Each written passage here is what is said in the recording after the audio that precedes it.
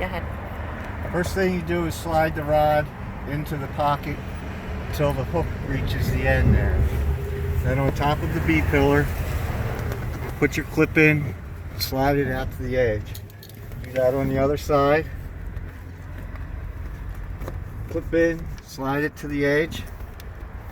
And you've got an elastic strap that clips right on the passenger seat. And then we'll go out the car to the front doors. We're going to pull the elastic strap through, and then it clips on the post cover. Just pry that open and clip it on. Same thing on the other side.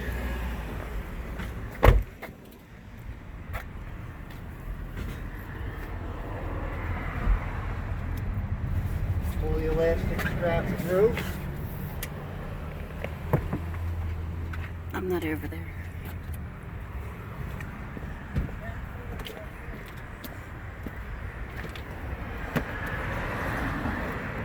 Pry back the gasket. Put the clip on the pillar cover. That's it.